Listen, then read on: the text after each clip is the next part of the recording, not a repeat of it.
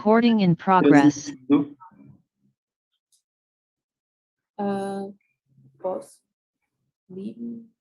Posso começar? Pode. Apareceu uma coisa aqui na minha tela, minha gente.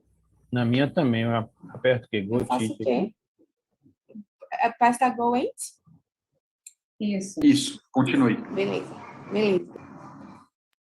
Então, boa tarde a todos e todas aqui presentes. É uma grande alegria estar participando de mais uma sessão do URBA, né, do Seminário de Urbanismo, e dessa vez coordenando a mesa, coordenando a ST, né, a ST5, Cuidado, Território e Política.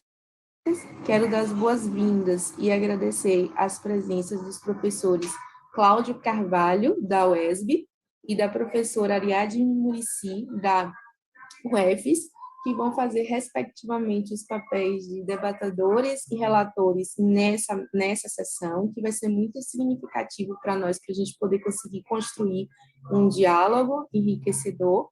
E agradecer também, obviamente, não menos importante, talvez mais importante, as contribuições, né, dos trabalhos. E aí eu vou seguir a ordem que está aqui colocada na divulgação, que é o trabalho Cartografia da Campanha Nacional Despejo Zero em Redes de Cuidado e Política, dos autores Júlia Ávila Franzoni, Raquel Ferreira Pires, Júlia Magnoni e Thalita Anzei Gonzalez, da Universidade Federal do Rio de Janeiro, e que vai ser aqui apresentado pela Raquel Ferreira Pires. O segundo trabalho, a ausência de cuidado legal sobre as áreas não urbanas no novo plano diretor de Araquari, Santa Catarina, de Samuel Henrique, da Universidade do Estado de Santa Catarina, será o segundo trabalho. E, por fim, o terceiro trabalho, desafios em intervir em favela, contra narrativas como alternativa da valorização comunitária, de autoria de Jéssica de Castro Santana, da Universidade Federal de Minas Gerais, que será o último trabalho. Então, eu dou as boas-vindas. Ai, gente, desculpa. Dou as boas-vindas, agradeço a presença de todas e de todos. A gente passa agora imediatamente a palavra para a Raquel. Raquel, quando estiver faltando 5 minutos, eu aviso pelo bate-papo. E então, vamos lá.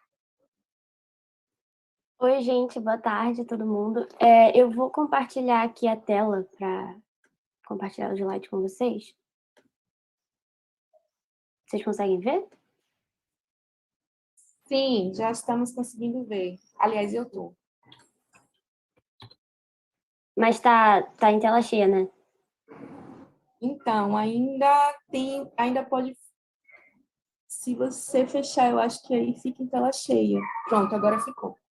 Foi? Foi. Tá. Então, gente, eu vou iniciar meu relógio aqui para eu poder ver também quanto tempo falta, para não atrasar muito. Bom, boa tarde todo mundo. É um prazer estar aqui, é a primeira vez que eu estou no URBA, e eu estou como pesquisadora do LABA, Direito, Espaço e Política, que é um grupo de pesquisa da FND, o FRJ, Faculdade Nacional de Direito, e ele é coordenado pela professora Júlia Ávila Franzoni, que é coordenadora do LABA e também autora desse trabalho que a gente vai apresentar aqui hoje. E também são autoras do trabalho Júlia Magnoni, que é jornalista que é formada em jornalismo pela UFPE, também integra a campanha Despejo Zero, assim como eu, Júlia, e a Thalita, que é doutoranda em Planejamento e Gestão do Território pela UFABC e também integra a campanha. Esse trabalho ele foi uma iniciativa da campanha Despejo Zero, do GT de Comunicação e Incidência e do GT Jurídico, que o LABA integra, o GT de Comunicação e o GT Jurídico também. E o objetivo desse trabalho é mapear esses repertórios de luta que a campanha nacional Despejo Zero tem construído nesse tempo, desde junho de 2020, que foi quando ela foi lançada. E esse esforço é para construir essas narrativas e trazer essa memória em ação, né, porque ainda está acontecendo, entendendo que o trabalho da campanha Despejo Zero é também um trabalho de cuidado, entendendo o cuidado como política, como é a proposta dessa sessão. Na construção dessas coalizões e dessas redes de solidariedade que são capazes de trazerem respostas para esses momentos de urgência que a gente está vivendo, né? E aí, resgatar e fortalecer essa memória é muito importante para fortalecer também a própria ferramenta de luta e resistência popular que está sendo construída. E, enfim, para contextualizar, né, todo mundo sabe que a gente está vivendo um contexto e uma conjuntura de crises e urgências, e a pandemia ela serviu para acelerar e para evidenciar ainda mais o contexto de crise que a gente já estava vivendo, que já estava colocado no Brasil desde, enfim, desde muito tempo, mas principalmente desde 2016, depois do golpe e tudo mais. E aí, quando a gente pensa principalmente na vida das cidades, essas desigualdades de acessos, a questão do déficit habitacional, ela fica mais evidente ainda. E na pandemia, isso ganhou uma relevância muito mais extrema, né? A gente viu que a principal forma de cuidado, a principal forma de proteção e de contenção do vírus era a moradia, era ficar em casa e o distanciamento social. E no meio disso tudo, a capacidade de responder a essa crise das pessoas fica enfraquecida, porque está todo mundo vivendo no limite. E aí a campanha nacional Despejo Zero, ela nasce nesse intuito, né, de lutar pela suspensão dos despejos durante a pandemia, entendendo a moradia como fundamental para a proteção da saúde, para a proteção da vida, e ela atravessa esse cenário construindo essa articulação com muita força e muita capacidade de resposta, que é uma coisa impressionante para o contexto que a gente está vivendo. E a campanha ela está sendo uma articulação nacional, com apoio internacional também, que conseguiu ter uma capilaridade regional e local e conseguiu criar uma agenda e um programa em defesa da vida no campo e na cidade, entendendo, como eu disse, a moradia como fundamental para proteger a vida e a saúde, né? E, enfim, ela conseguiu, durante esse tempo, que a gente vai tentar passar aqui rápido, construir uma agenda que repercutiu tanto na vida cotidiana das pessoas, conseguindo muitas vitórias, suspendendo vários despejos, mas também repercutiu institucionalmente, com várias vitórias parciais, como legislações e marcos normativos importantes. Eu vou tentar passar mais rápido. Enfim, como eu disse, o objetivo é mapear e refletir sobre esses repertórios da campanha Despejo Zero e as repercussões que ela teve nesse período. Bom, a campanha Despejo Zero, ela nasce nesse cenário de crise, né? E nesse cenário de constante violações de direito, que é o que representa os despejos, principalmente na pandemia. E aí, da necessidade de articular movimentos sociais, entidades da sociedade civil, instituições, para pensar nessas respostas coletivas para a suspensão dos despejos, que vem a campanha Despejo Zero. Ao todo, são mais de 100 entidades que participam da campanha ativamente, e dentre eles movimentos históricos, como o Movimento dos Sem Terra, o Movimento Nacional de Luta por Moradia, o MNLM, a Central dos Movimentos Populares, o MTST, o Movimento de Luta nos Bairros e Favelas e outros também mais recentes, e organizações da sociedade civil, como o Fórum Nacional de Reforma Urbana e o BR Cidades, né? E aí a campanha ela tem esse apoio internacional de movimentos e organizações em defesa dos direitos humanos, e ele vem pressionando o poder executivo, legislativo e judiciário em diversas escalas. O lançamento da campanha ele foi em julho de 2020, foi transmitido pelo YouTube, e nesse evento foram mais de 7 mil pessoas mobilizadas, e a gente atingiu um público de mais ou menos mais de 25 mil pessoas nesse lançamento, né? E aí, como eu disse, a campanha ela se organiza em diferentes escalas e possui essa capilaridade nos territórios, porque ela se desdobra em núcleos estaduais, núcleos municipais e também em GTs, em grupos de trabalho, né? Nós temos núcleos estaduais na Bahia, no Ceará, em Pernambuco, Rio Grande do Norte, Rio de Janeiro e Espírito Santo, enfim, nas 5 regiões do país, e também grupos regionais e locais, como o da Baixada Santista e de Mogi das Cruzes. Também foram organizados lives para lançar esses núcleos regionais. E temos também os GTs, os grupos de trabalho, que funcionam no monitoramento dos conflitos de casos de remoção, que são levantamentos de dados, que são feitos a partir dos núcleos regionais, né, com formulários online. O GT de incidência política, que tem também um núcleo jurídico e atua diretamente na defesa dos casos, e cruza essas escalas local, regional, nacional, nas ações de litigância, nos casos concretos e tudo mais. E também constrói as teses jurídicas para defender a suspensão dos despejos que são utilizadas na prática nesses casos, né, de ameaça de remoção. E o GT de comunicação, que desenha essas estratégias de pressão e mobilização, que divulga as ações da Despejo Zero e amplia também a rede de apoio. E a campanha, como eu disse, tem o GT de monitoramento, né, que em 2 meses já de vigência... esses são os... Esqueci de passar os slides, desculpa. Os núcleos, os grupos que fazem parte da campanha também. E, enfim, como eu estava dizendo, e esses são os internacionais, nos 2 primeiros meses já do lançamento da campanha, a campanha Despejo Zero ela divulgou uma primeira sistematização de dados sobre despejos e emoções, que foram colhidas nos núcleos estaduais e locais. E depois, esse que está aparecendo no slide é mais atualizado, de 2021, de agosto de 2021. E nesse meio tempo, de 1 ano, do primeiro levantamento para o que está aparecendo aí agora, houve um aumento de 340% no número de famílias despejadas e 485% no número de famílias ameaçadas. E isso reflete muito também a realidade de crise social que acarretou a pandemia, né? Que as famílias foram perdendo a capacidade de pagar aluguel e, com isso, a gente viu o número de ocupações de moradia aumentando exponencialmente e, consequentemente, o número de ameaça de remoções também. Aqui são dados de cards que a campanha Despejo Zero ela divulga nas redes sociais com a sistematização desses dados.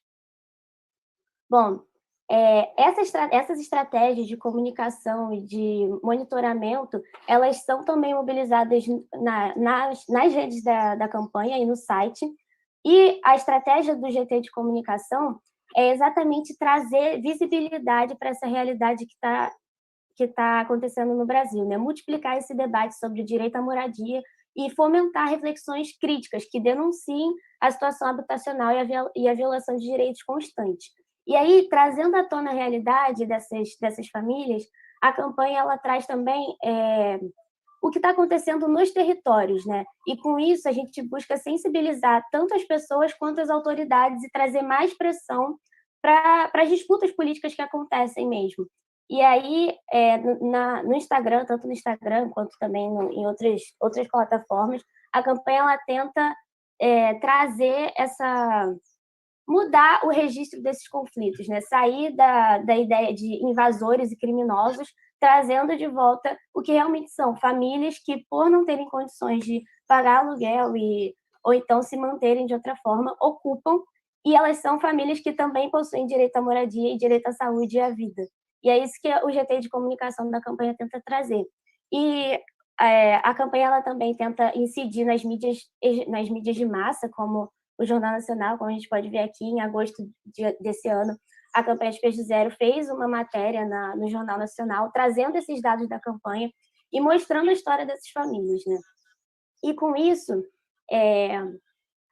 a campanha ela vem construindo coletivamente, junto com os movimentos, e alcançando um número cada vez maior de famílias com essas estratégias de comunicação, que são também entrelaçadas com as estratégias do GT jurídico, porque muitas vezes os casos concretos eles precisam de ações mais imediatas e urgentes, e aí, junto com o GT jurídico, que está atuando diretamente na litigância dos casos, incidindo nos órgãos no judiciário, nos TJs e tal, a campanha vai e a comunicação divulga, denuncia essa violação de direitos que está prestes a acontecer. Bom, como eu falei, a gente conseguiu atingir milhões de pessoas nos tuitaços que aconteceram.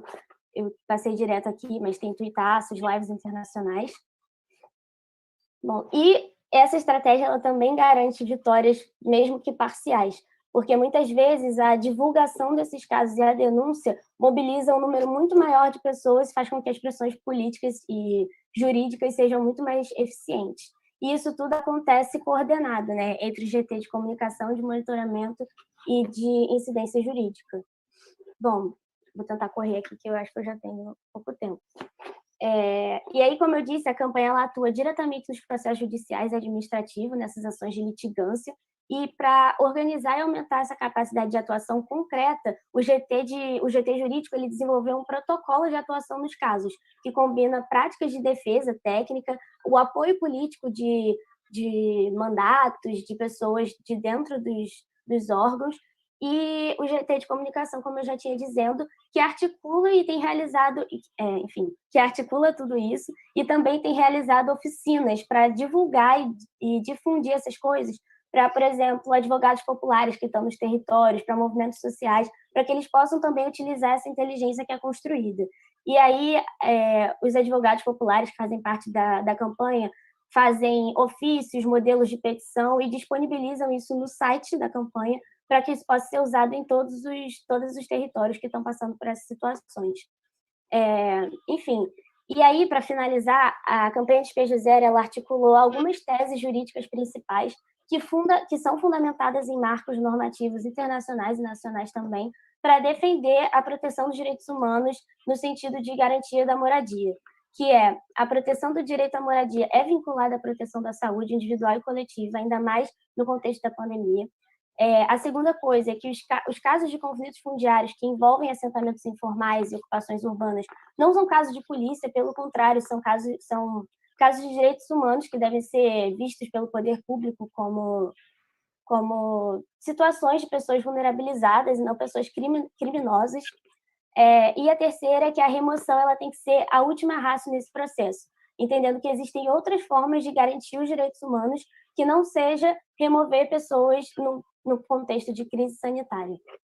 E aí, essa construção dessa lógica argumentativa, ela foi responsável pela conquista de vários precedentes judiciais importantíssimos durante esse período, como projetos de leis estaduais que utilizaram as bases da campanha no conteúdo da legislação, leis federais também, e diversos precedentes judiciais no STF, como a DPF 828, que suspendeu por 6 meses os despejos no Brasil, e também a reclamação que determinou que era constitucional que leis estaduais suspendessem despejos na pandemia, entendendo que a suspensão dos despejos eram mais uma parte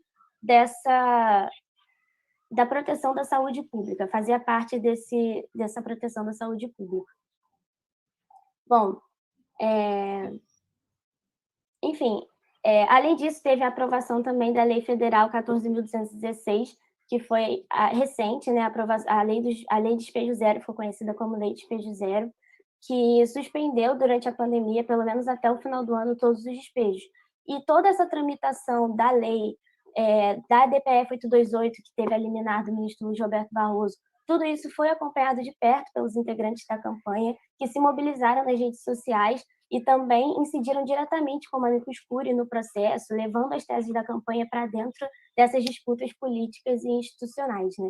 E apesar do dispositivo jurídico não ser definitivamente o fim dos despejos durante a pandemia, ele tem sido uma ferramenta que é mobilizada pelos movimentos sociais de luta contra a violação dos direitos humanos e que são fundamentais para garantir para essas famílias, na vida mesmo, no cotidiano, que elas consigam permanecer nas suas casas, né? E, enfim, já fechando, o que a gente quis trazer com esse trabalho é que a luta pela suspensão dos despejos ela pode ser entendida como uma política voltada ao cuidado, que tem repercussões práticas na vida das pessoas e também... Meu tempo acabou.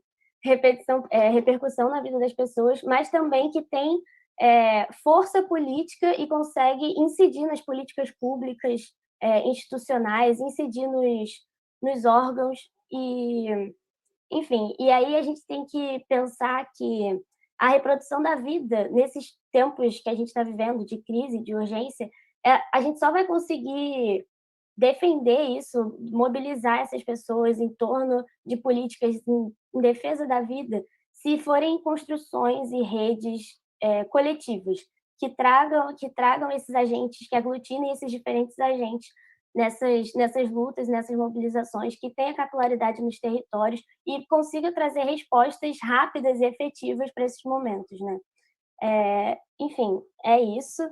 E obrigada, meu tempo acabou, eu vou encerrar por aqui. Obrigada, Gente, Raquel. eu percebi que eu não passei os slides, porque... Mas eu também não quis interromper. Desculpem, eu posso passar rapidinho só para fechar?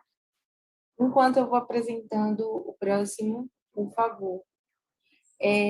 Então, nosso próximo apresentador, o nosso próximo trabalho a ser apresentado é o trabalho do Samuel Henrique, a ausência legal sobre as áreas não urbanas, no novo plano diretor de Araquari.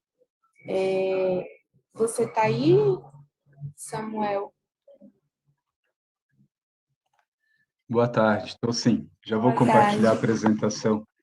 E aí, gente? Gente, eu estou precisando de uma ajudinha. Eu fui mudar de tela e aí agora está bem pequenininho. Como que eu faço para ficar enorme de novo? Mayara? Oh, já consegui. Pronto, obrigada. Pronto, Samuel. Pode começar. Tá. Só me confirmem, por favor, se vocês estão vendo minha tela já? Já, mas ainda não está no modo tela cheia. Tá ainda. Você precisa colocar, acho que ali em exibir. E agora, já deu? Agora ficou. Tá Samuel, bom. deixa eu te falar uma coisa. É melhor ligar a câmera quando tiver faltando 5 ou colocar no bate-papo? Pode me interromper, por favor. Tá bom. Dá um aviso, porque no chat eu acho que eu acabo não vendo, que às vezes na correria da Então eu vou desligar apresentação. minha câmera e aí quando Tá. estiver faltando 5, que eu ligar a câmera, você sabe que está faltando 5. Tá ok, então, combinado. Tá bom? Tá certo. Uhum. Gente, boa tarde. Me chamo Samuel, sou arquiteto e doutorando em planejamento territorial da UDESC, na Universidade do Estado de Santa Catarina. Vou apresentar um trabalho que tem a ver com um município que fica no Nordeste de Santa Catarina, que é Araquari, bem próximo de Joinville, que inclusive é de onde eu falo. O tema do trabalho é a ausência de cuidado legal sobre áreas não urbanas do novo plano diretor de Araquari. Eu coloquei uma provocação aqui na página inicial que tem a ver com a expectativa de que essas áreas não urbanas tivessem sido tratadas com um grau de cuidado em relação a esses espaços e as pessoas que vivem ali dentro do novo plano diretor, e a realidade foi um afastamento de tratar com cuidado dentro do processo e do produto do plano diretor em relação a essas características territoriais. E o artigo aponta isso enquanto ausência, enquanto um alerta e num tom, inclusive, de denúncia a respeito dessas questões no processo de revisão e depois no produto do plano diretor. Que tem a localização do município de Araquari, no nordeste de Santa Catarina, bem próximo do município de Joinville.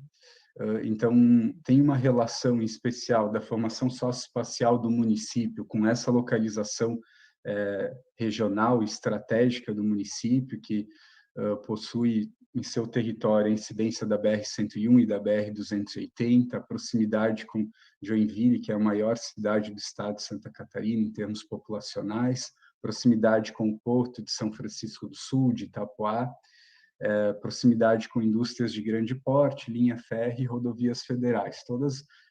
Todos esses elementos contribuíram e impactaram profundamente na formação socioespacial de Araquari e tem gerado profundos impactos e mudanças também na dinâmica, em termos de economia, em termos de aspectos imobiliários e impacto sobre a vivência das pessoas nesse território. Outro elemento que é destaque é o crescimento populacional do município, que sempre desponta como o município que mais cresceu no estado de Santa Catarina nos últimos anos, onde no censo de 2010 apontava 24.800 habitantes e com expectativa populacional para o ano de 2021 com praticamente 41 mil pessoas. Então, significativo crescimento.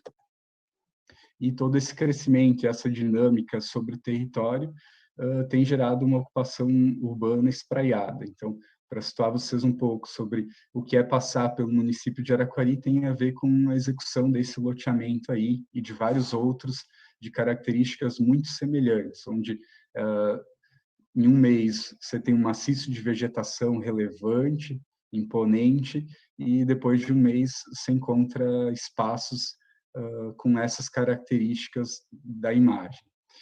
E toda essa ocupação urbana espraiada tem gerado profundos conflitos territoriais, processo de desterritorialização sobre três grandes categorias, digamos assim: as terras indígenas, as áreas de agricultura familiar e áreas de relevante interesse ambiental. Sobre essas terras indígenas, há 3 áreas declaradas sobre o território de Araquari: a terra indígena Tarumã, Piraí e Pinduti, que aproximadamente incidem em 5.800 hectares sobre o município. Para além dessa demarcação, né, possuir a função de garantir o direito aos povos originários, ela também cumpre uma função de cuidar das áreas de relevante interesse ambiental, em especial florestas primárias e secundárias em estágio avançado de regeneração. Então, é percebível que a conservação da biodiversidade depende da proteção e do cuidado em relação a essas terras indígenas, já que necessariamente elas são compatíveis e que precisam e necessitam ser validadas por políticas urbanas municipais, como seria o caso do plano diretor. Em especial, sobre áreas de agricultura familiar, temos uma situação demarcada ali no mapa, bem em verde, destacada, que é a comunidade rural do Ponto Alto, uma área aproximadamente de 1.047 hectares, que durante o processo de revisão do plano diretor, onde inclusive eu tive uma atuação, foi diagnosticada e validada como uma área que deveria se manter enquanto rural, já que havia a presença significativa, né, de agricultores familiares, de produtos alimentícios e tudo mais, e que essa seria uma demanda gerada e que deveria ser cuidada para dentro do processo de revisão do plano, assim como em outras localidades do município, já que o município já teria em seu perímetro urbano do plano diretor de 2006 totais condições de absorver crescimento populacional, expansão urbana de loteamentos residenciais e industriais.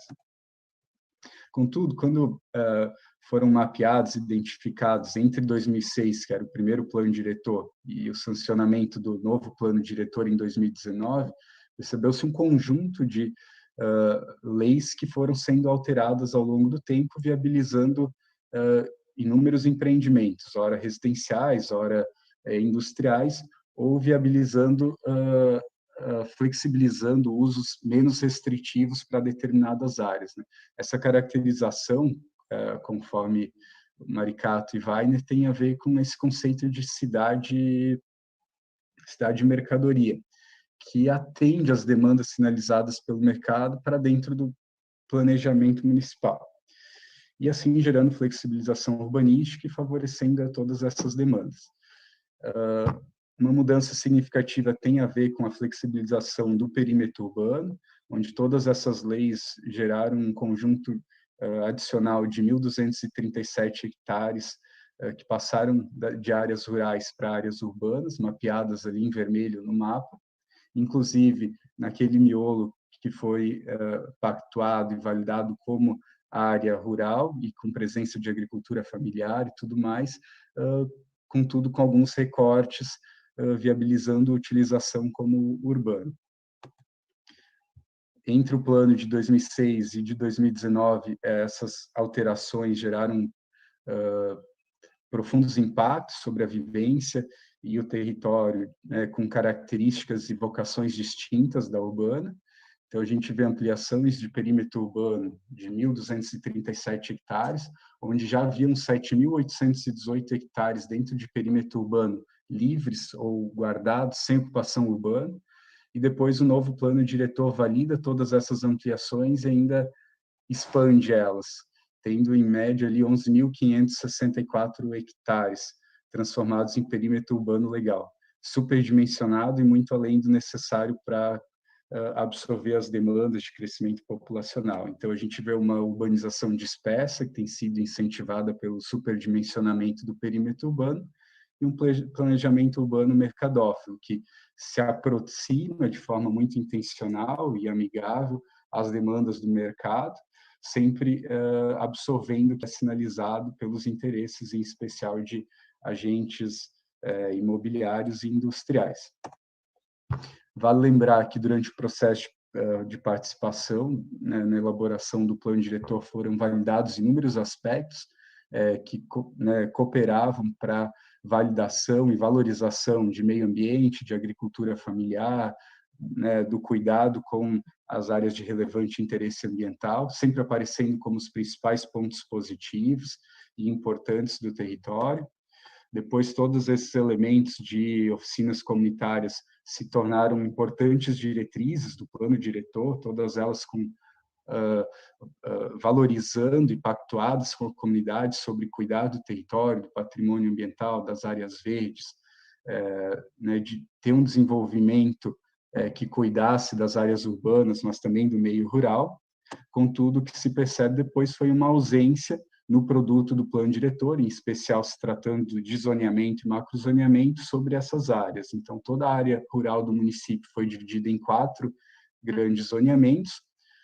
O que vale destacar é que aquela área que é com características de agricultura familiar foi colocada como zona rural de expansão urbana, então já preparando aquele território para que essa população fosse excluída e expulsa daquele lugar, e todo um conjunto que foi colocado como zona rural de uso sustentável, de 20.875 hectares, colocados como se fosse de uma única característica, contudo, com várias vocações e características territoriais distintas, que seriam desde as demarcações de terras indígenas, de maciços de vegetação importantíssimos, de agricultura também, e que precisavam ser diagnosticados e tratados de forma adequada dentro do plano diretor.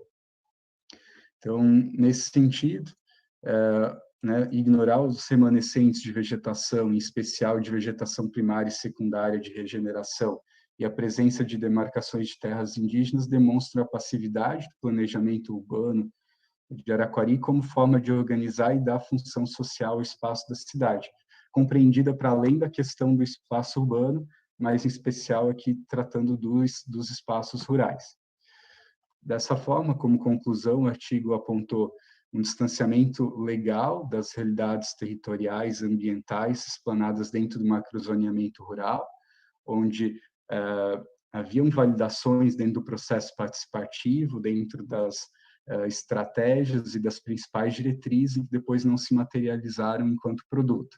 E certamente isso não foi sem querer, mas sim num formato estratégico e propositivo de conceber esses desenhos para a área rural. Constata-se uma ausência no cuidado do tratamento das áreas não urbanas, já que, né, coisas específicas desses territórios foram ignorados pelo município, que é extremamente prejudicial para as atividades agrícolas e preservação do patrimônio ambiental. Essas relações de perímetro urbano e rural, em especial esses conflitos, geram profundos impactos, em se tratando de processo de desterritorialização, que ignora a existência de outros modos de vida que não estejam alinhados aos interesses econômicos, urbanos e imobiliários, como é o caso das terras indígenas e também da agricultura familiar. E dessa forma, ao invés do plano diretor valorizar e cuidar de todos esses elementos diagnosticados dentro do processo de planejamento e que tem sofrido, né, profundos impactos, na verdade, provocou um descumprimento da função social da cidade quando não gera cuidado sobre as áreas não urbanas do município. Encerro a apresentação, agradeço a oportunidade e o tempo. Deixo também aqui meu contato para, se de repente alguém precisar de alguma informação a mais. Desejo um bom trabalho a todos. Obrigado.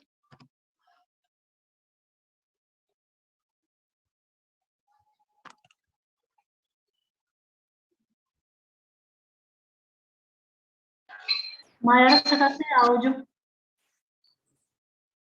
Desde o começo eu estava sem áudio ou eu fiquei sem áudio? Não, desde o começo. Então desculpa.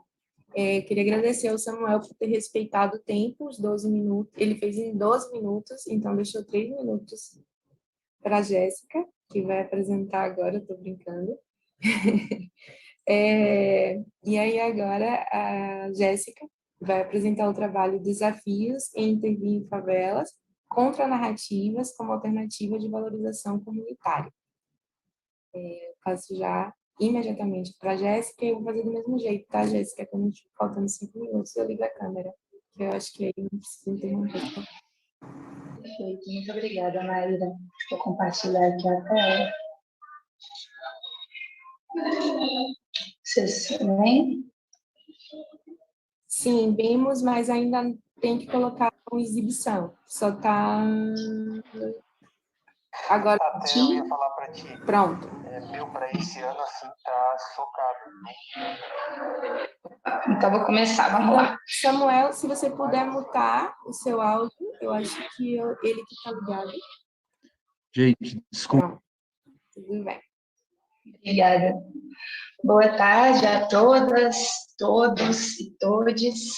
Meu nome é Jéssica, eu vou apresentar, então, Desafios a Intervir em Favelas contra Narrativas como Alternativa de Valorização Comunitária, que é um artigo que se desenvolve a partir do meu trabalho de conclusão de curso na Universidade Federal de Minas Gerais. E eu vou falar um pouquinho, né, sobre algumas reflexões a partir de narrativas institucionais, comunitárias, e a partir também da minha ótica, da minha observação enquanto urbanista e arquiteta, assessora técnica popular. Bem, então eu inicio esse debate, né, a partir de uma análise sobre os desafios em intervir em territórios periféricos brasileiros, onde em 2008 a gente tinha 1/3 das cidades brasileiras possuindo favelas e mais de 87% desses municípios com mais de 500 mil habitantes têm esse tipo de ocupação dentro da sua malha urbana. A partir disso, eu venho então, né, colocando as localidades, esses territórios, como plurais e potências locais, valorizando, né, esses contextos urbanos, apesar de todo o processo histórico de segregação e marginalização de certos grupos sociais dentro das cidades brasileiras.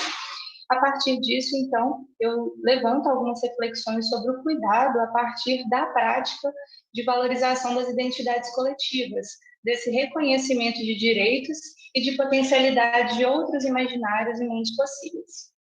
Bem, aqui em Belo Horizonte, né, capital mineira, a gente tem algumas diretrizes para lidar com esses territórios que são semelhantes tanto no antigo plano diretor de 1996, quanto no novo, que foi aprovado em 2019, que tem aí como base esse direcionamento de análises, propostas e intervenções a partir do desenvolvimento do documento do Plano Global Específico, PGE, ou o Plano de Regularização Urbanística, PRU, e esses dois documentos, eles são vistos como um pequeno plano diretor de cada favela. Então, nesse caso, né, eu foco no PGE, porque é o documento que norteia a vila que eu vou levantar essas reflexões, considerando, inclusive, que é um documento que foi feito há quase 20 anos atrás e que se torna totalmente obsoleto, porque não passa por uma atualização real e prática para poder nortear futuras obras e intervenções físicas, sociais e econômicas nesse território.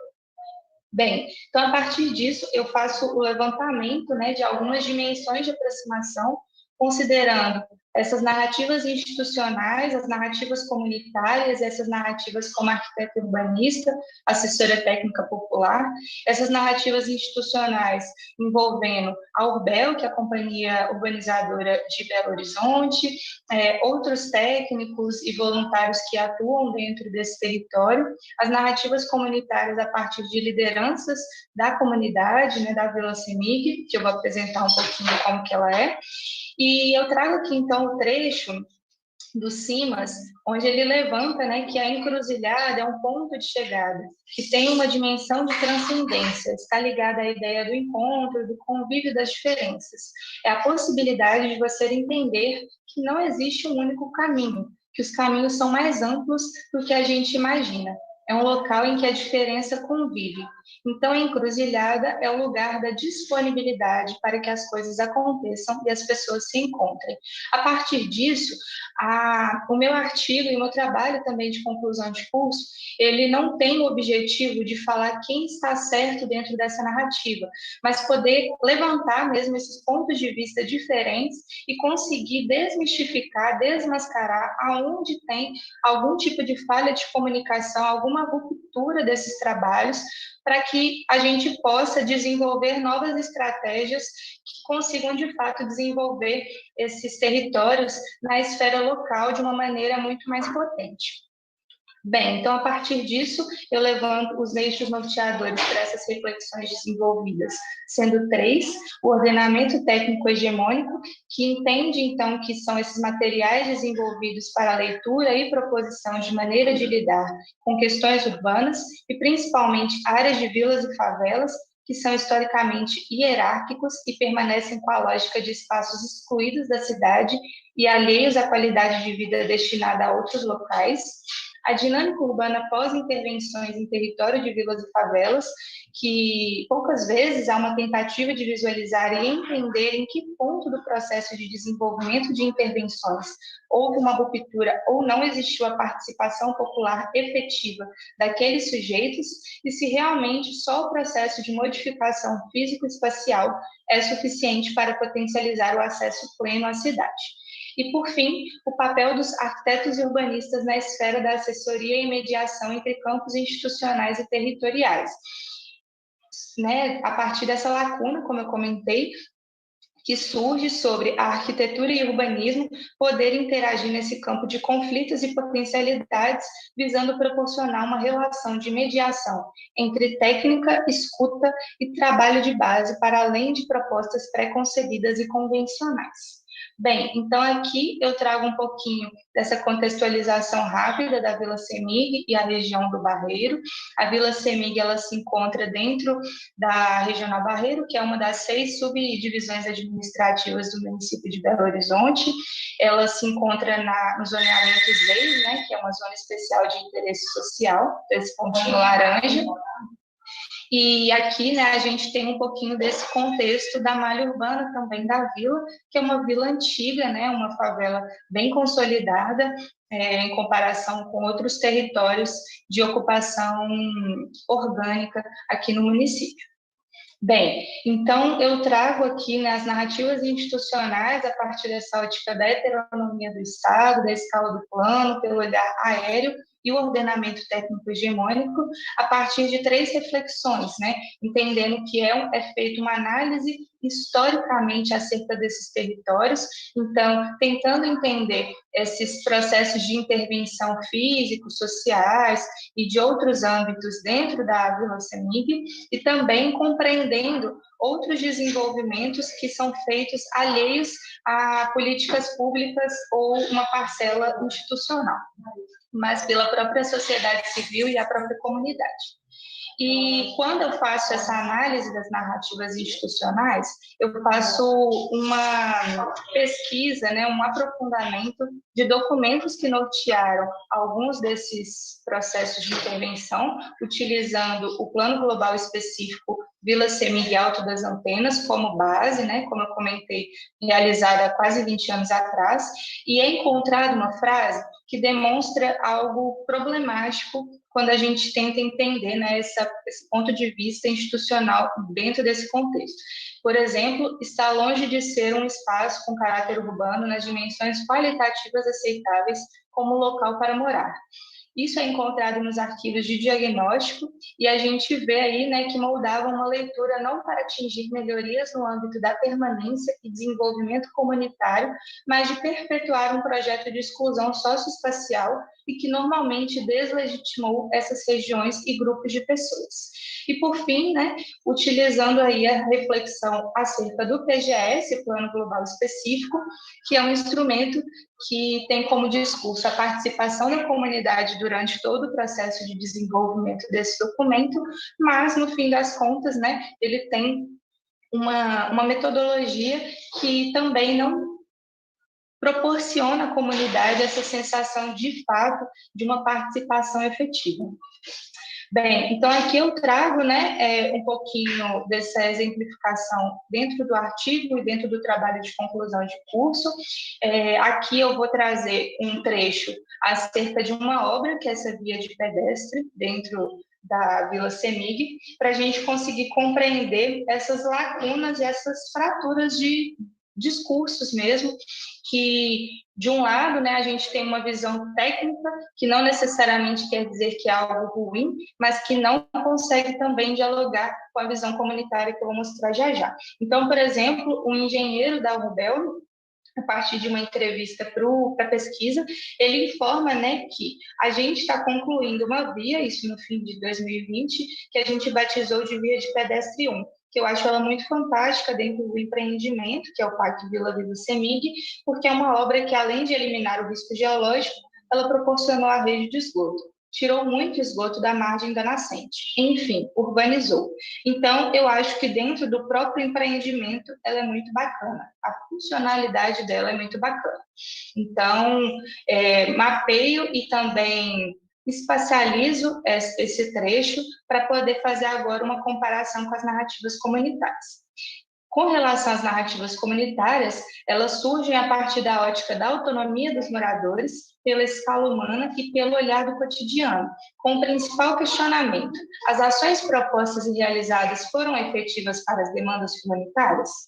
E aqui, fazendo uma sobreposição de olhar sobre essa obra, por exemplo, a gente tem que o morador comenta: então, assim, nas obras mesmo que iriam existir, metade delas não foram executadas, e outras que foram executadas foram simplesmente para o nada, porque tem um local lá que é uma pista.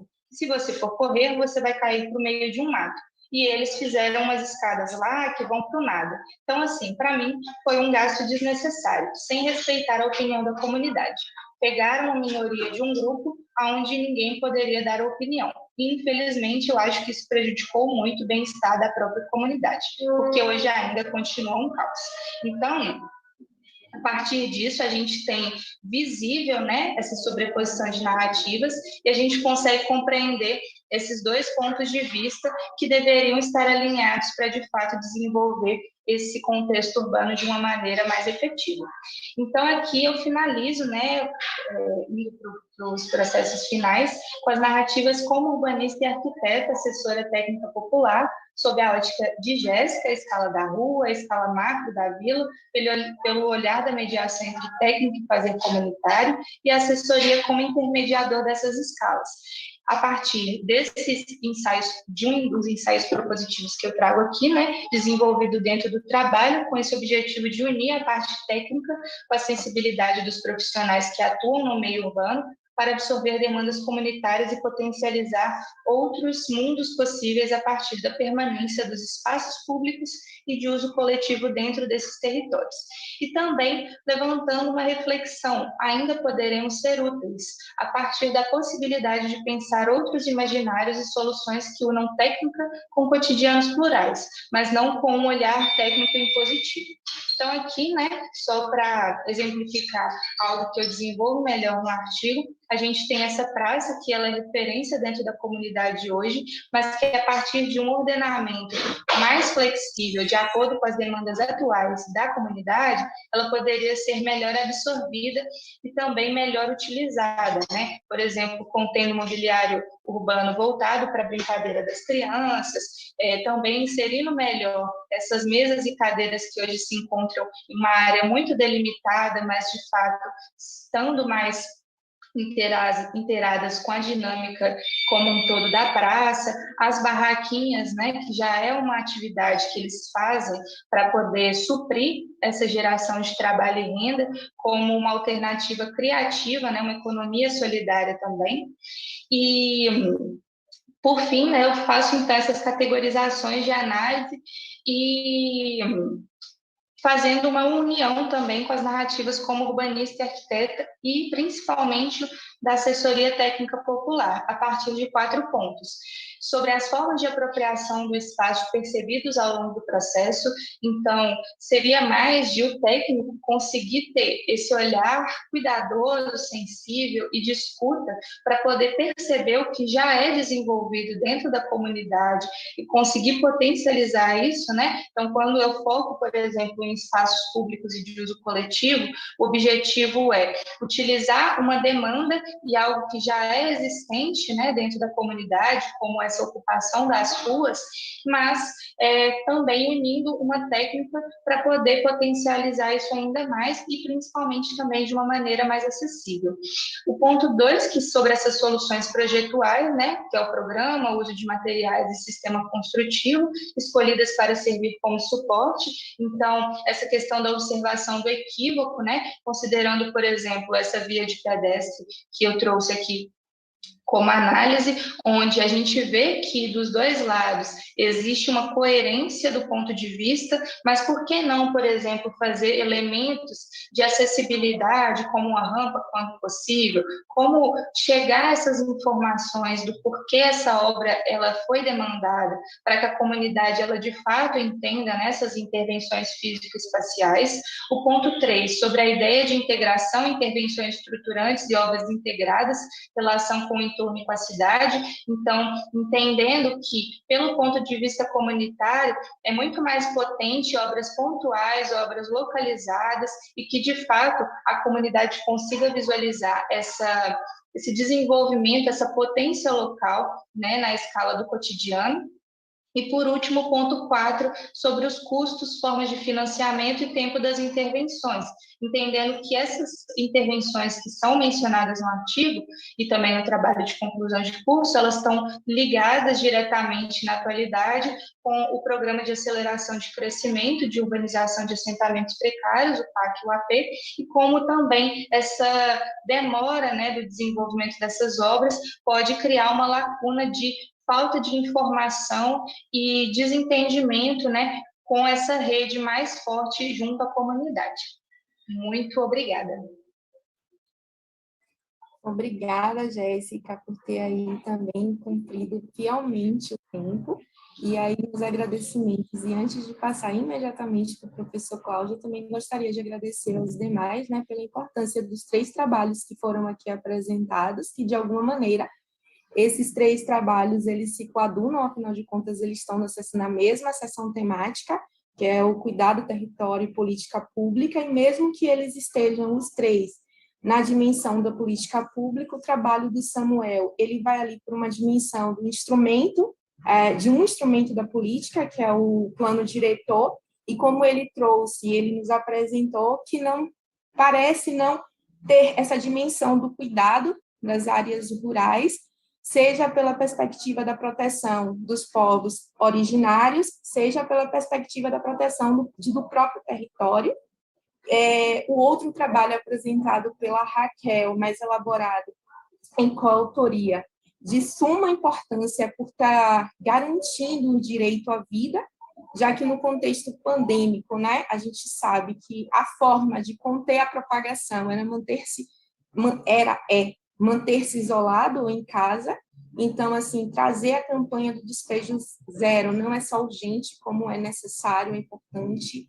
E, assim, o trabalho é muito significativo. E, por fim, o trabalho da Jéssica, né, que ela traz aí essas 3 dimensões de narrativas, a institucional, a comunitária, a da arquiteta urbanista, ou seja, dela própria, para dar conta de processos de intervenções em áreas comunitárias, como ela traz no começo do texto dela, consideradas favelas, mocambos, áreas ilegais.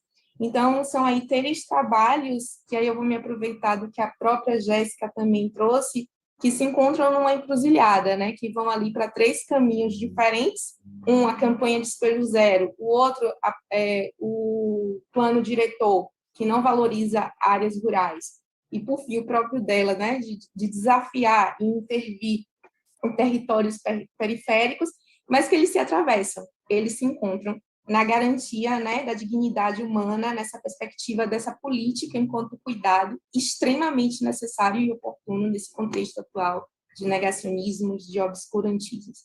Então, assim, agradeço imensamente a vocês e passo imediatamente, porque aí eu acho que eu roubei um pouco do tempo, para a Cláudia.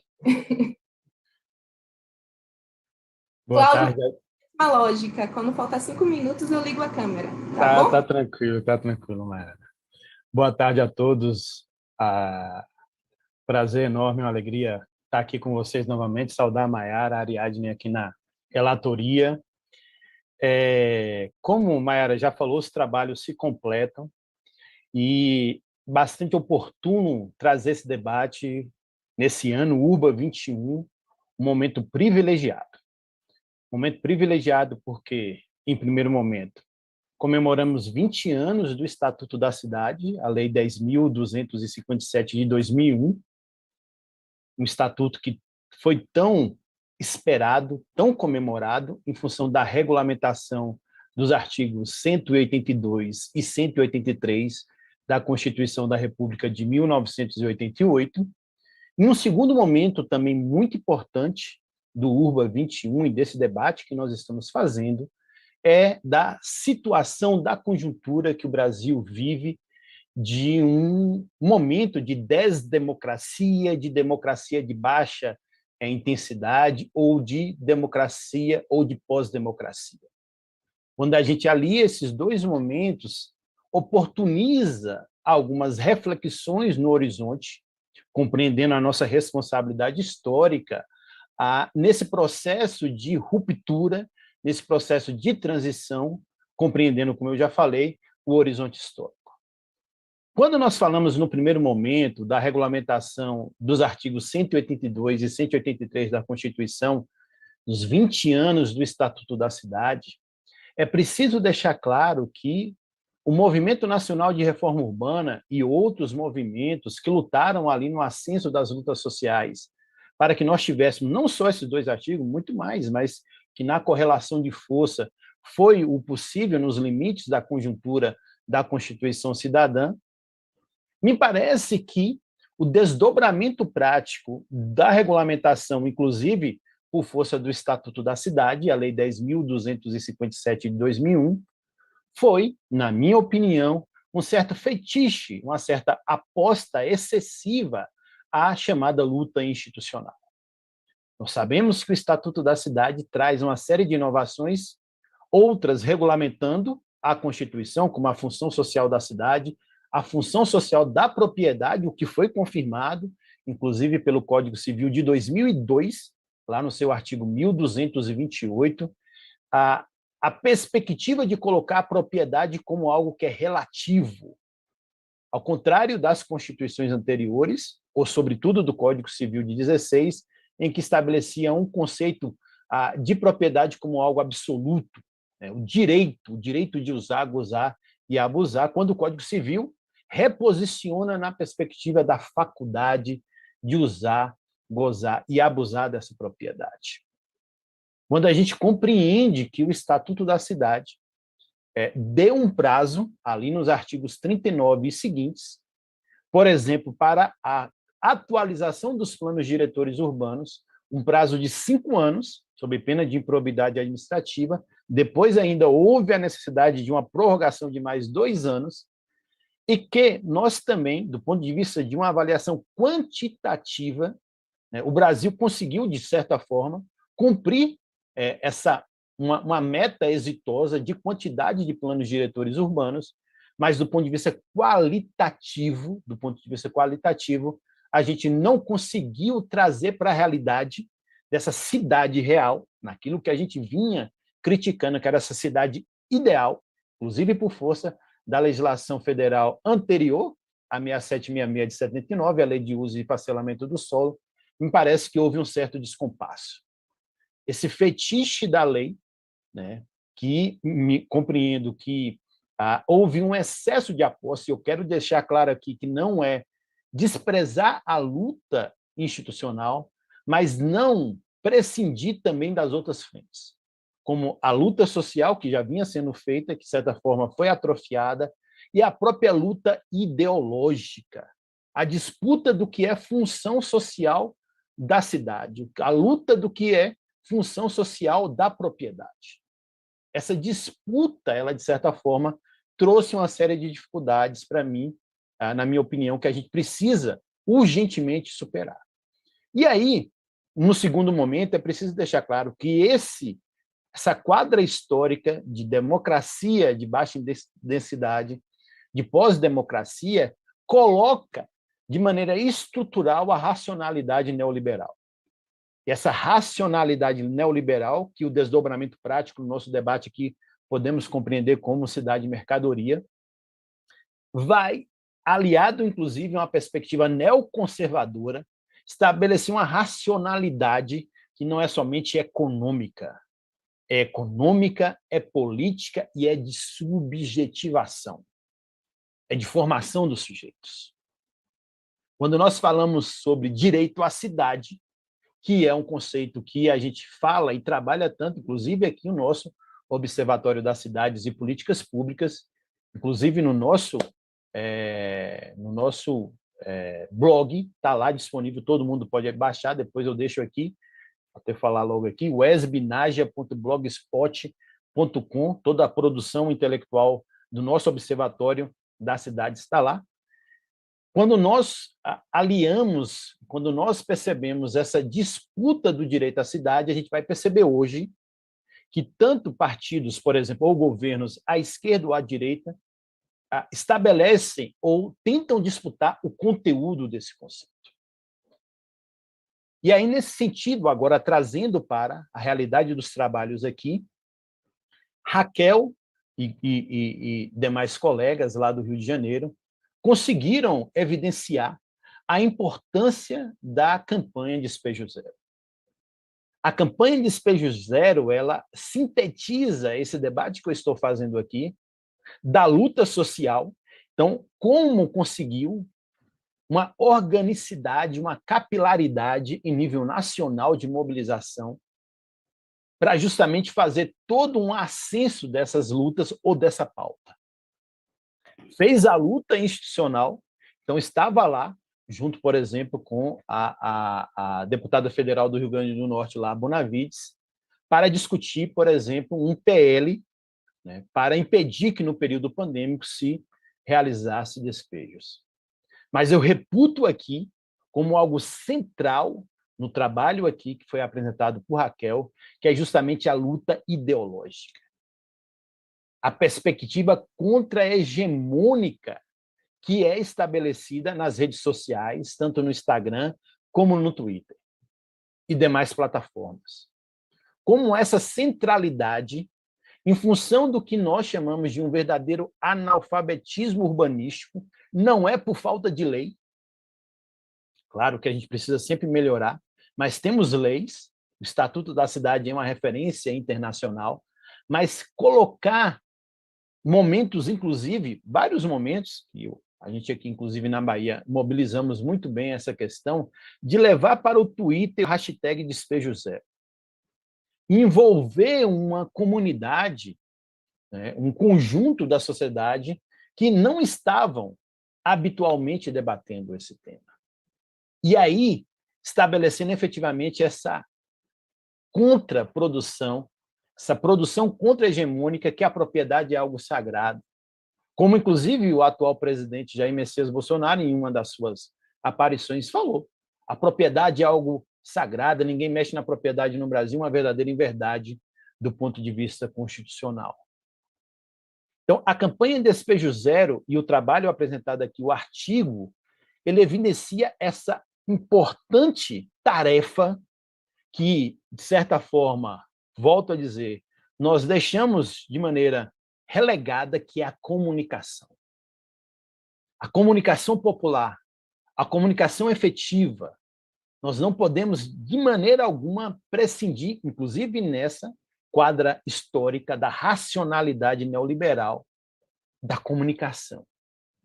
E por que eu digo isso da luta social? Samuel, sua cidade, Araguari, 40 mil habitantes, eu estou falando de Vitória da Conquista, 340 mil habitantes, terceira maior cidade da Bahia, no interior, já teve 2 planos diretores urbanos, como a sua cidade, como a cidade que você descreveu aí.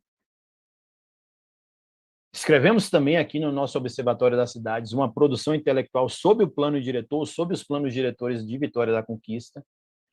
Usamos, inclusive, muito do referencial teórico que você usa também, mas o seu trabalho, ele evidencia justamente algo que deve servir de alerta, como eu estou falando.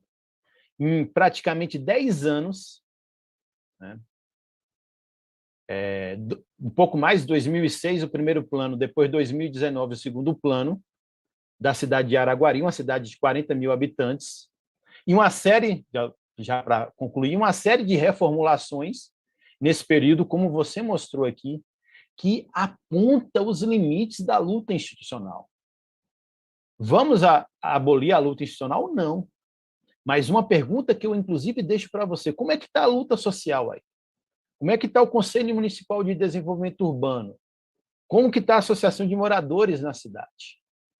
Como que se faz o mercado imobiliário capturando o município, o estado aí, uma quantidade tão absurda de alterações, relegando populações indígenas em um prazo tão exíguo de tempo?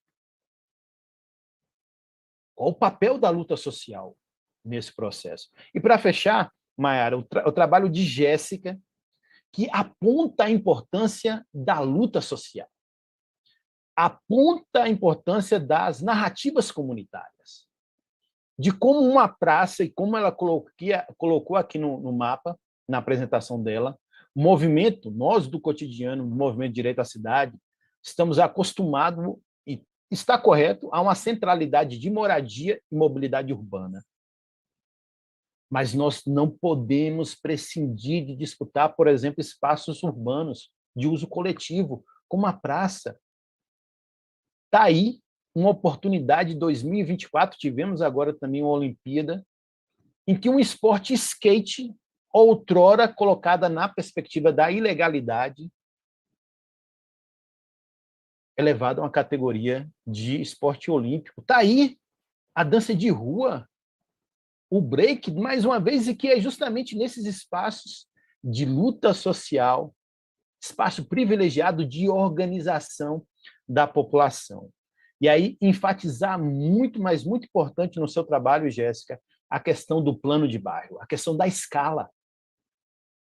Nós temos que discutir plano diretor urbano ou município, mas temos que discutir plano de bairro. A escala é fundamental nesse processo. Inicialmente é isso, muito obrigado e parabéns novamente pelos trabalhos. Mayara. Nossa, Cláudio foi em 12 minutos. Viu aí? Consegui. Obrigada, Cláudio. Eu vou fazer aqui, eu passo direto para o público para fazer as questionamentos. A gente pode tentar fazer pelo menos 2 blocos. Se a gente conseguir ser um pouco objetivo nas perguntas, a gente consegue fazer 2 blocos. Porque aí a gente teve uma questão assim, bem direta para o Samuel e acho que mais reflexões para a Jéssica e para a Raquel. Eu pergunto, no chat eu ainda não vi nenhuma questão, mas aí eu pergunto se teria alguma questão, se a própria professora Ariadne quer fazer algum questionamento. Se não, eu teria uma questão específica para a Jéssica,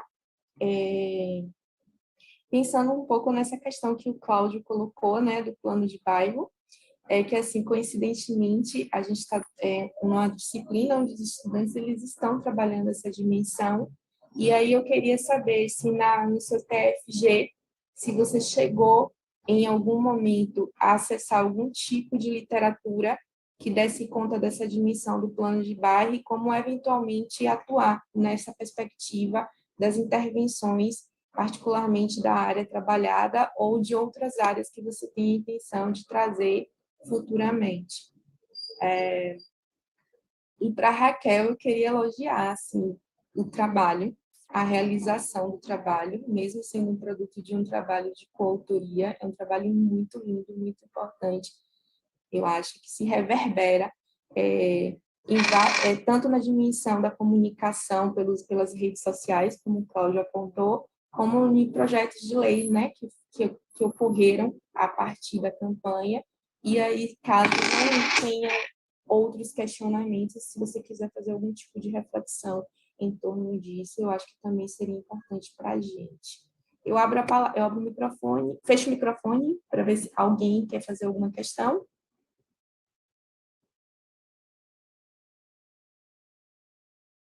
Senão, acho que... Mayara. Oi, estão me escutando? Pode falar, Ariadne. Pode falar. Eu tenho só uma questão, mas assim, assim, tem algumas colocações, né? Eu sou da área do direito e foi um tema que perpassou aí as falas, e o Cláudio trouxe com uma... colocando aí na sua fala uma ênfase sobre a questão do Estatuto da Cidade. Apesar dos 20 anos, eu acho que no campo jurídico ainda há um déficit significativo da compreensão dessa legislação no Brasil, assim, que nós não temos, assim, não temos muita organização dos cursos em torno de disciplinas de direito urbanístico. Normalmente esses temas perpassam ou as áreas de direito administrativo, civil, e ainda hoje, né, ainda hoje é assim, e isso provoca uma dificuldade de percepção do que é esse objeto de essas possibilidades. Isso fala do meu campo. Mas, observando no meu campo e no diálogo aqui, todos padecemos de um mal comum, que é o tecnicismo ensimesmado, né? Esse tecnicismo que não percebe a possibilidade dessa atuação no campo da cidade como uma atuação engajada, né? Então, faz muita diferença perceber a cidade como objeto e a cidade como relação. Isso talvez explique as deficiências apontadas por Jéssica e por Samuel, né, no processo. Mas não é uma questão assim ascética ou tábua rasa, de frio. Há também tomadas de posição e intencionalidade sobre isso. A omissão também é uma tomada de posição. Então, o que eu achei muito interessante nos trabalhos é que eles evidenciam essas questões de omissão, mas também de ação, na medida em que a omissão revela uma intencionalidade e evidenciam opressões, como cidade para quem? Plano diretor para quem? Quem são os destinados? A quem deve servir esse território? Né? Quais os que têm o direito a serem incluídos nesse território? Então, eu acho que os trabalhos trazem essas questões com muita sensibilidade, e aí, então, a gente vê pegando a linha que é de direito, o direito como opressão, mas também o direito como tática e como estratégia de afirmação de direitos, consolidação, mesmo em terrenos adversos. Os 3 trabalhos demonstram que atuações técnicas engajadas fazem diferença e podem auxiliar comunidades e processos e reverberar sobre essas lutas. Então, é assim uma emoção muito grande ouvir esses trabalhos e a dedicação de vocês sobre eles, e o papel importante que trazem e fazem, visibilizando essas histórias, e essas experiências de vocês, estimulando outras pessoas. E então, eu tenho uma pergunta para a Raquel, que ela comentou sobre a estratégia de gerar jurisprudências, formações de opinião no campo institucional, e com isso consolidar legislações aprovadas, enfim. Mas eu queria ouvir um pouco sobre os retornos. Você falou do STF, mas como foi a provocação e a atuação das defensorias públicas, ou tem sido das defensorias públicas e do Ministério Público nesses processos? Qual é o nível de sensibilização e implicação desses atores do sistema de justiça nesse processo? Se ela puder falar um pouco mais sobre isso. A gente já vai diretamente para os apresentadores, seguindo a ordem de apresentação, Raquel, Samuel, Jéssica. Eu acho que a gente pode tentar fazer aí, no máximo 5 minutos para cada, porque aí a gente encerra pontualmente às 15h30, ou se vocês conseguirem antes, a gente vê se a gente consegue fazer alguma outra rodada. Raquel?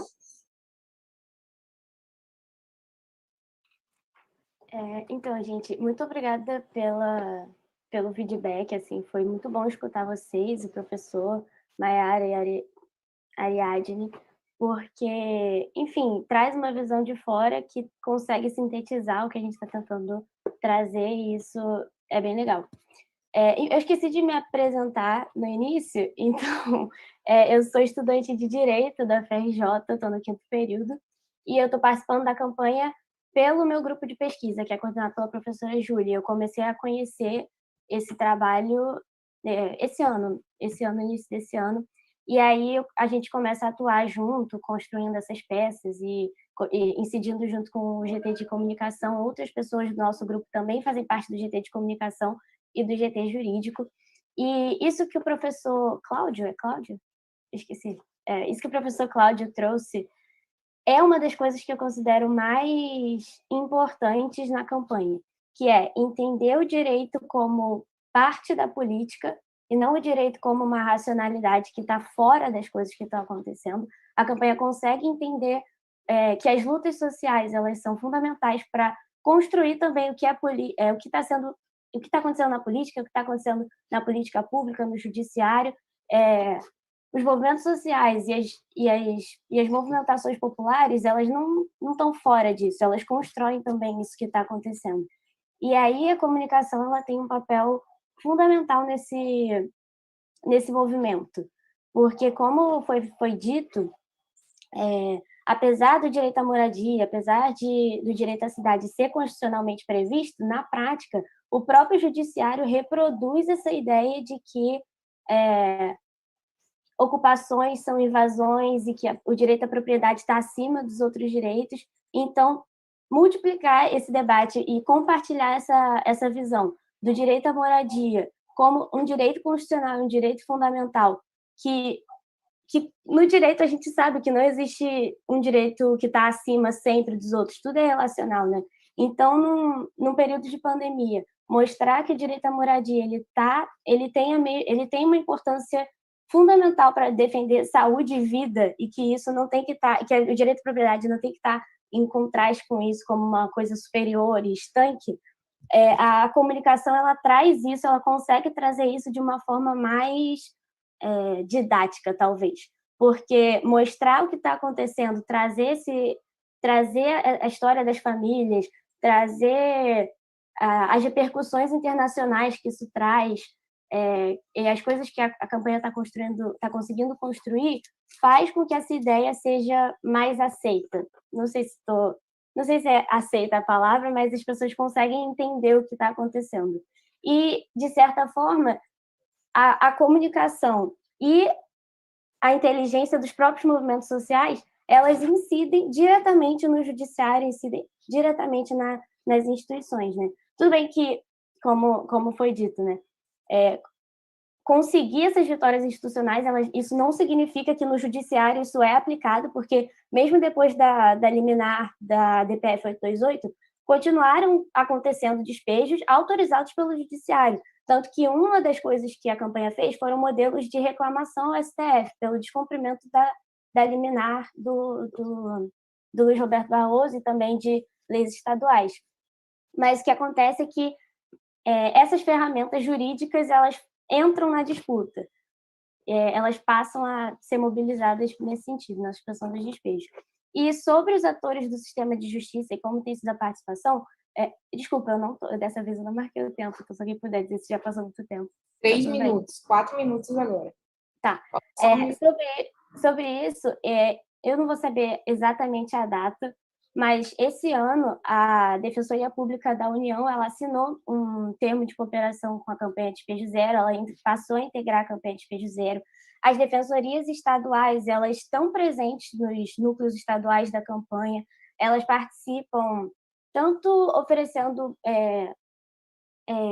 enfim, o repertório que eles mesmos trazem das defensorias, mas também trazendo para a defensoria o que a campanha tem construído, trazendo as teses da campanha e atuando nos casos concretos. Eu, por exemplo, sou estagiária do Núcleo de Terras e Habitação da Defensoria Pública e os defensores de lá participaram das reuniões da campanha Despejo Zero, utilizaram as teses que eles construíram junto com os movimentos e a advocacia popular dentro dos casos do próprio núcleo, nos casos concretos de famílias ameaçadas de despejo e tudo mais. Mas, enfim, o judiciário e os atores do sistema de justiça não são monolíticos, então depende. Às vezes, um caso muito bizarro que aconteceu foi que... Se puder encaminhar para o final. Desculpa, só terminar com essa história. Foram os próprios juízes do TJ do Rio que pediram para declarar a lei que suspendia despejos no Rio de Janeiro como inconstitucional. Então, assim, é complicado, mas essa relação existe com os atores do sistema de justiça, apesar dela não ser homogênea. Obrigada, Raquel e Samuel. Bom, acho que não teve nenhuma pergunta em específico, mas, né, claro que a gente não dá Teve, conta... Samuel, Cláudio fez uma em específico. Assim, mas de outras ali do chat, alguma coisa, até dei uma olhada. Então, eu queria agradecer a fala do professor Cláudio, que notei várias coisas a respeito e foi né, bem impactante para ir atrás de outros elementos que eu posso inserir na pesquisa, assim, inclusive. Araquari faz parte da minha vida em dois momentos distintos, uma na atuação profissional pela Associação de Municípios, que tinha a função de assessorar o processo de revisão do plano diretor, mas isso foi barrado em determinado momento, e outro na pesquisa do mestrado, mas tratando de outras temáticas. Em relação a essa limitação da atuação institucional, que o professor Cláudio comentou, falou muito bem, em contraponto esse movimento das lutas sociais. A gente sabe que lá no território, apesar de uma cidade de 40 mil habitantes, é guerra, né? Assim, é guerra dentro desses conflitos, assim. Então, o caso que eu citei da comunidade rural do Ponto Alto, o tempo em que eles tiveram de vitória em manter aquilo como rural foi uma luta viabilizada através de duas agricultoras que eram representantes da comunidade no processo de revisão e que articularam toda a comunidade, os produtores de alface, de banana, para ir lá dentro das oficinas de planejamento e levantarem, né, sua bandeira, no sentido de manutenção daquilo enquanto área rural. Assim. Então, por outro lado, e uma questão mais recente, a gente vê uma ocupação de, se não me engano, são 270, 280 famílias, Jardim das Oliveiras, que ocupam uma área da União, ali em Araquari, que, em especial nesse momento, teve que se articular muito forte também, aliado a a campanha do Despejo Zero, para se manter lá, né, e para efetivar o seu direito de estar lá e tal. Então, e é um contraponto terrível, assim, porque de um lado você vê os loteamentos ofertando 7, 8 mil lotes em aprovação e 270 famílias na busca por garantir o seu direito à moradia. Então, a gente vê a institucionalização, né, os elementos institucionais valorizando algumas coisas e tornando invisíveis algumas lutas, né? E daí isso vai para o aspecto dos povos originários também, onde há houve a busca por tentar inseri-los assim a todo custo, sempre no processo de revisão do plano, mas que eram negligenciados por parte do poder público e outros agentes do município, assim, e que só foi conseguido algumas coisas a partir de ação, né, do MP, ITAC, enfim, inúmeros elementos. Então, há iniciativas, né, sim, que de fato, né, a fala do professor Cláudio potencializa de que é o caminho, né, em contraponto com essa limitação institucional, né, enquanto produto de plano diretor, e sabendo que o território é esse espaço de disputa, de poder, e que esses movimentos precisam ser valorizados e cada vez mais engajados na busca por seus espaços. Assim. Então, é guerra, de fato, que acontece ali. E apesar de ser um município de 40 mil habitantes, ele faz confronto com o município de Joinville, que é de 600 mil habitantes, onde se discute hoje a criação de uma região metropolitana. Então, os agentes sobre o território de Araquari, muitos deles são e estão em Joinville. Então, tem uma relação de poder aí de todo um grupo que comanda e domina a cidade de Joinville e que joga seus tentáculos sobre o território de Araquari também. Assim. Então, né, não são só agentes municipais, loteadores, industriários locais, mas uma rede maior e que hoje também, muito possivelmente, será viabilizada por uma ação metropolitana, assim, de fortalecimento ou de decisão no aspecto regional e que vai influenciar e pegar o território do município de Araquari. Mas agradeço a oportunidade, também parabenizo os colegas pela apresentação dos trabalhos e obrigado. Obrigada, Samuel. Raquel. Desculpa, Jéssica. Obrigada, Mayara, por colocar aqui o tempo. Também agradecer, né, por estar compartilhando essa sessão temática com trabalhos tão pertinentes, assim, que potencializam também essas outras reflexões que eu trouxe no meu trabalho. Fico muito contente com os retornos aqui, né, feitos. Acho que isso demonstra que a gente está seguindo num caminho que faz sentido, né, para a gente tentar aí fazer mudanças sociais efetivas. Concordo plenamente quando o Cláudio fala, né, que a gente tem aí que alinhar com essa luta ideológica e que, infelizmente, há uma perda dessas subjetividades, né, com esse conservadorismo neoliberal. E que bom que deu para perceber isso no meu trabalho também, porque para mim era muito importante, né, que tivesse mesmo essa quebra de estigma de que o que é importante é o lado técnico, né? Mas que, na verdade, o que a gente precisa desenvolver nesses territórios tem que ter uma rede mais ampla e principalmente na esfera local. Então, Mayara, quando você me pergunta, né, se eu cheguei a ter acesso a alguns documentos, eu cheguei a ler muita coisa no objetivo de ter referências visuais e técnicas, mas principalmente de uma reflexão pessoal para poder potencializar a minha escuta enquanto técnica nesses espaços.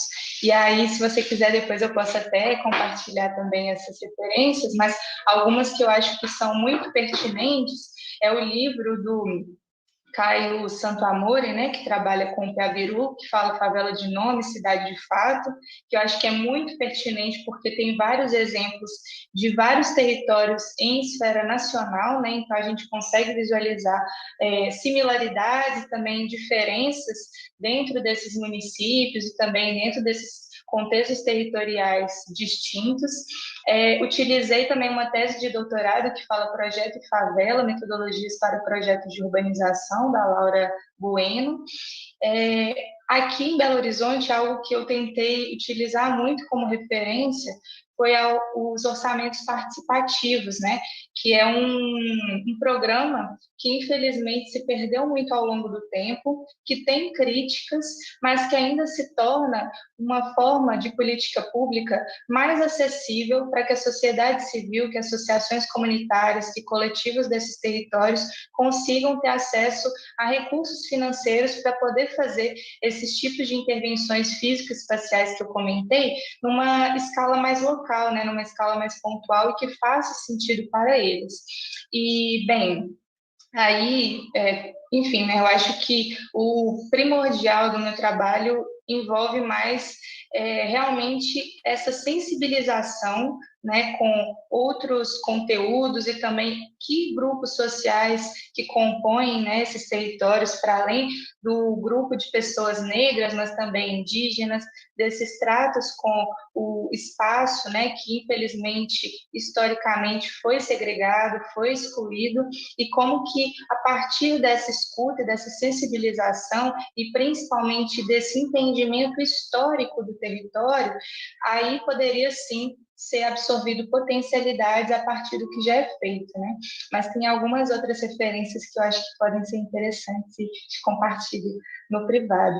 E só para finalizar, eu acho pertinente demais, né, fazer essa valorização do plano de bairro em concomitância com o plano diretor, porque é algo que eu comentei no artigo, né? Aqui em Belo Horizonte a gente passou por uma reformulação do plano diretor em 2019, houve muitos avanços, mas, ao mesmo tempo, para a parte dos territórios de vilas e favelas, o processo metodológico de atuação não houve, de fato, algum tipo de mudança, né? Mudou-se o nome do documento, mas a forma de lidar com esses espaços não necessariamente mudou, né? Então, é importante que haja, assim, técnicos que tenham como diria, né, uma boa vontade de trabalhar nesses espaços, mas não basta só isso, né? É importante, sim, ter um alinhamento ideológico, é importante, sim, sair dessa lógica só assistencialista, né, para poder, de fato, fazer um desenvolvimento para a autonomia desses sujeitos. E gostaria só de também valorizar, né, a frase aí da omissão também como uma tomada de decisão, que eu acho que é muito isso, né? Quando a gente está atuando como profissionais, nós não somos só técnicos, mas também nós somos agentes políticos dentro da cidade, né? E como que a gente vai lidar com essa presença nesses territórios? Muito obrigada. Muito obrigada, Jéssica. Com sua fala, a gente encerra, né? São 15h31, a gente tem uma outra sessão temática logo a seguir, que é a sessão temática 6. A gente agradece a todos, todas e todos aqui presentes. Maiara, Diga. Ana, eu queria só agradecer, essa mesa foi super interessante, agradecer a Samuel, a Raquel, a Jéssica, e particularmente aos queridos amigos Ariadne, a Cláudio e a você, Maiara. É um prazer sempre ter vocês aqui pelo URBA. Sigamos, então. Obrigada, parabéns a todos. Obrigada, Tchau, Ana. tchau, gente. A todos. E a gente já convida vocês para irem para a sala seguinte, a ST6. Um abraço virtual. Tchau, tchau, gente. Um abraço. Tchau, gente. Obrigada. Parabéns, parabéns. Obrigada. Gente, pela oportunidade. Foi ótimo. Vou divulgar para as minhas